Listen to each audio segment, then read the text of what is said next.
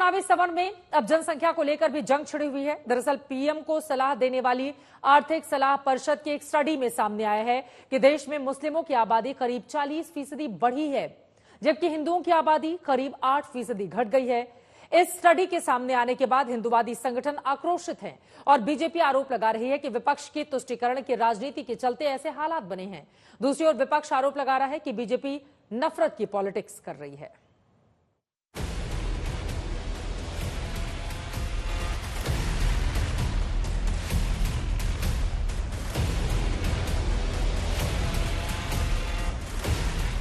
बस में सीट नहीं मिलती, ट्रेन में टिकट नहीं मिलता, नौकरी नहीं मिलती, रोजगार नहीं मिलता। कारण एक, जनसंख्या, नरमुंडों का हुजूम।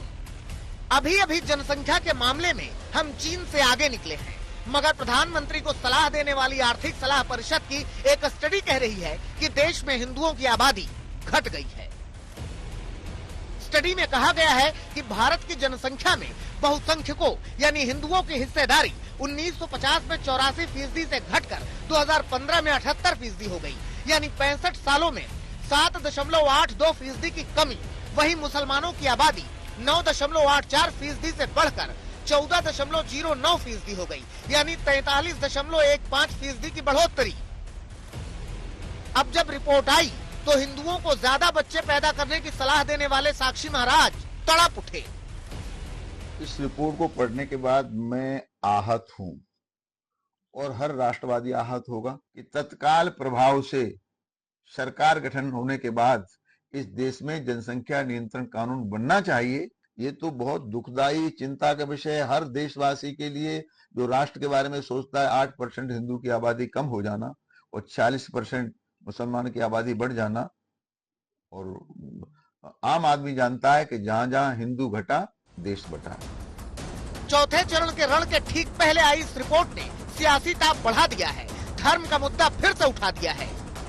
ये जनसंख्या तो जनसंख्या से भी बढ़ेगी, धर्मांतरण से भी बढ़ेगी, घुसपैठ से भी बढ़ेगी, और इन सब चीजों को ये इंडी गठबंधन वाले पैट्रोनेज देते हैं, संरक्षण देते हैं। हिंदूवादी दल खुलकर सामने आ गए।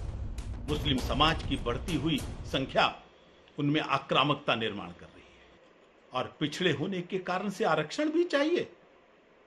ये पिछड़ापन यदि कहीं है तो उसके कारण केवल तुम हो, तुम्हारी बढ़ती आबादी है।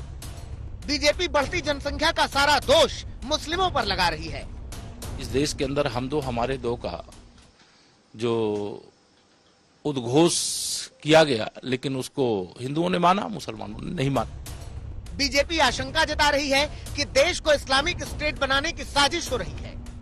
ये बताता है कि आने वाले दिन में भारत को लोग इस्लामिक स्टेट बनाना चाहते हैं, और ये साजिश बहुत बड़ी साजिश है। उसमें कांग्रेस का सबसे बड़ा तुष्टीकरण रोल रहा।